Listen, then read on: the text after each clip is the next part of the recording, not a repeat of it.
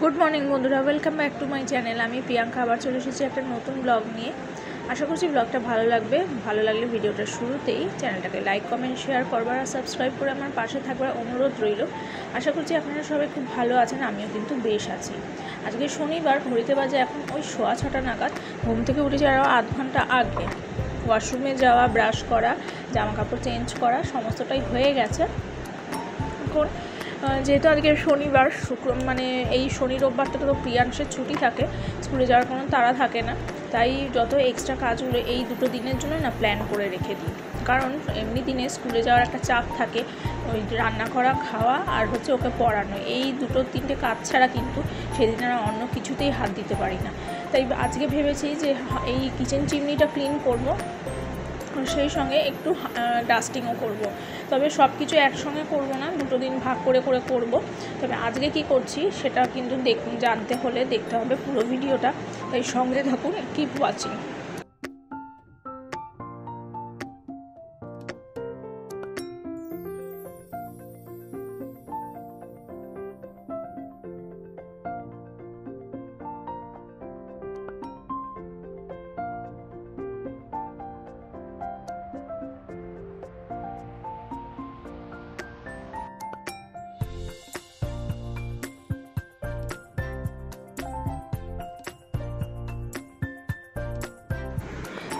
যতই চিমনি লাগাই না কেন, একটু আধটু দেওয়াল বা এদিক ওদিক তেল ছিটে কিন্তু যাই।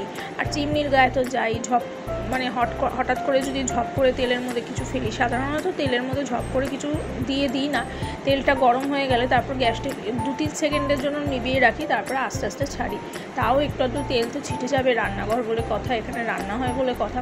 এই চিমনিটা না বেশ কিছুদিন ধরে একটু অপরিষ্কার লাগছিল, তাই ভাবলাম যে না, এই ছুটির দিনটাকে একদম ভালো মতন ইউটিলাইজ করা যাক। মেনলি কিচেন চিমনি ক্লিন করে থাকি কেরোসিন তেল দিয়ে, তাই কেরোসিন তেল দিয়ে যেহেতু করেছি, চারিদিকে এখন মোটামুটি একটু আধটু তো ছিটে গেছেই, তাই স্ল্যাবগুলোতে তো ভালো করে পরিষ্কার করতে হবে সার্ফ দিয়ে, তাই একটু ক্লিন করে নিলাম। কারণ এগুলোতে পরে কিন্তু স্ল্যাবের মধ্যেই যেহেতু আমি মেনলি রুটিটা মানে আটার লেচিটা রেখে বেলি আর কি, সেই জন্য এগুলোকে ভালো করে সার্ফ দিয়ে ক্লিন করে নিলাম।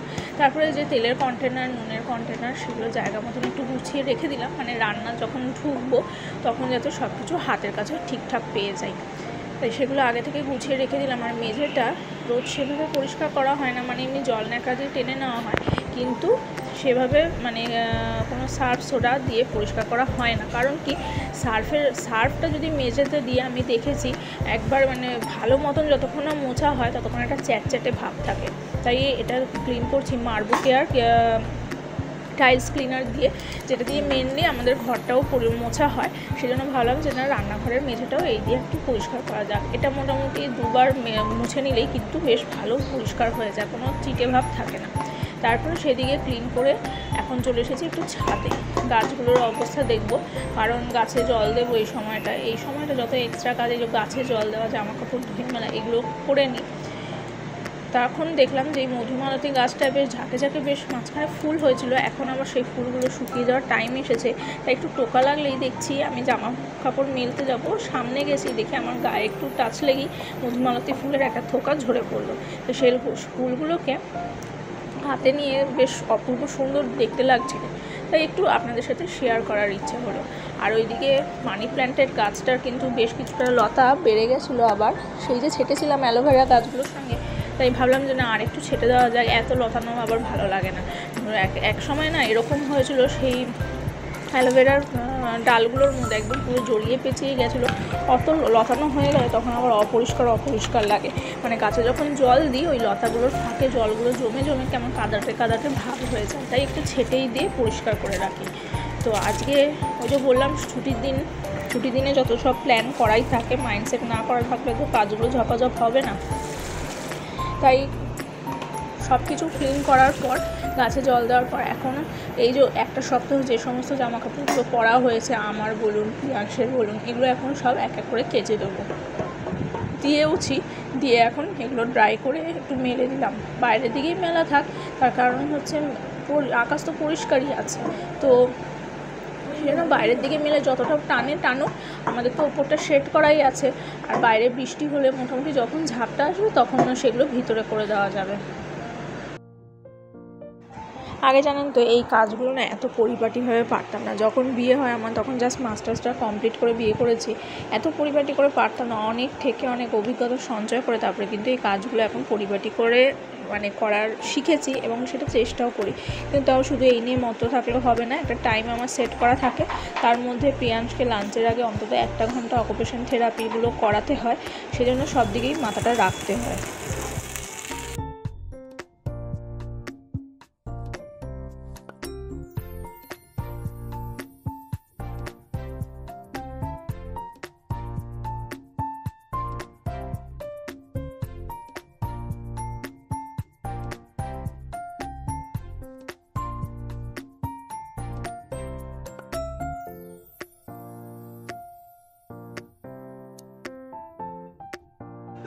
শনি রোববারটা চেষ্টা করি যে খুব বেশি ব্যস্ততার মধ্যে দিয়ে না কাটাতে, কারণ অন্য দিনগুলোতে তো মোটামুটি ব্যস্ততার মধ্যে খুব রাফভাবে ব্যস্ততা যায় আর কি। সেই জন্য এই দিনগুলোতে একটু রিল্যাক্সভাবে সেই কাজগুলো যেগুলো যখন যা মনে হয় যে এটা অপরিষ্কার তখন সেগুলো ক্লিন করে নেওয়া। হ্যাঁ, তার মধ্যে একটা চেষ্টা করি যে টাইমের মধ্যে আমার যে টাইমটা সেট করা আছে সেই টাইমটার মধ্যে কাজ করে নিতে, কারণ মোটামুটি চেষ্টা করি লাঞ্চের আগে অন্তত 1 ঘন্টা প্রিয়াংশকে একটু মানে ওর যেগুলো অকুপেশন থেরাপির অ্যাক্টিভিটি সেগুলো একটু করাতে। তো সেদিকটাও আমাকে মাথায় রাখতে হয়। তো আজকে দেখলাম রান্না অলরেডি বসে গেছে, দেখতেই পাচ্ছেন যে 2টো ওভেনে 2টো কড়াই বসেই রয়েছে। কিন্তু সেই সঙ্গে চোখে পড়লো এই যে বাসন মাজার যে লিকুইডটা রাখি বাটিতে, সেই বাটির যে র্যাকটা সেই র্যাকটা একটু অপরিষ্কার হয়েছে। কাজটাও মেজে দিলাম, আর হচ্ছে স্কচ ব্রাইট যে রাখি সেই এরই মধ্যে বসিয়ে দিয়েছিলাম রান্না। সকালে করেছিলাম একটু আলু সয়াবিনের তরকারি, বটবটি ভাজা আর ছিল মাছ চচ্চড়ি। র্যাকটাকেও একটু ভালো করে পরিষ্কার করে নিতাম। এখন ওই 9 মাসের সন্ধ্যাবেলা একদিকে ভাত বসিয়েছি, একদিকে একটু চায়ের জল উইদাউট সুগার কালো চা খেয়ে নেবো। আর সেই জন্য মাঝে মাঝে ফ্রিজে একটু এক্সট্রা স্টোর হয়ে করে রাখার চেষ্টা করি, না এটাকে জাল দিয়ে রাখি, কারণ গরমকাল তো ওই ফ্রিজে স্টোর করে দেখি দায়িত্বটা প্যাকে এড়ানো যায়, রেখে দিলে জাল না দিয়ে রাখলে কেউ ব্যাপার কেটে যায়, তখন খুব বিচ্ছিরি লাগে। মানে হঠাৎ করে যদি দুধের প্রয়োজন হয় একটু চা করার বা একটু ছেলেটাকে দেবো খেতে, তখন আর সেটা পাওয়া যায় না। তার থেকে এটাকে জাল দিয়ে রাখাই ভালো। আর সেই সঙ্গে এখন একটু করে নিচ্ছি মিক্সিতে অল্প একটু চাল গুঁড়ো, কারণ একটু সরা পিঠে হবে, তো সেটা হলে তো নিশ্চয়ই শেয়ার করব। সেই জন্য এখন একটু চালটা গুঁড়ো করে নিই। তারপরে আবার একটু তাড়া রয়েছে, কারণ ছেলেটা বারবার এসে উকি দিচ্ছে যে কখন ওকে খেতে দেবো, কারণ পার্কের থেকে খেলে এসছে, সেই জন্য একটু ক্লান্ত, সেজন্য খিদে পেয়েছে, তাই বারবার এসে উকি দিচ্ছে আর কি। আর এই যে তারপরে এসেছে একটু সিঙ্গারা, ভাবলাম যে না একটু চানাচুর মুড়ি আর সিঙ্গারা দিয়ে বিকেলের মানে স্ন্যাক্সটা সেরে নেওয়া যাক। তো ভিডিওটা এই পর্যন্তই থাক ভালো লাগলে সাবস্ক্রাইব করুন।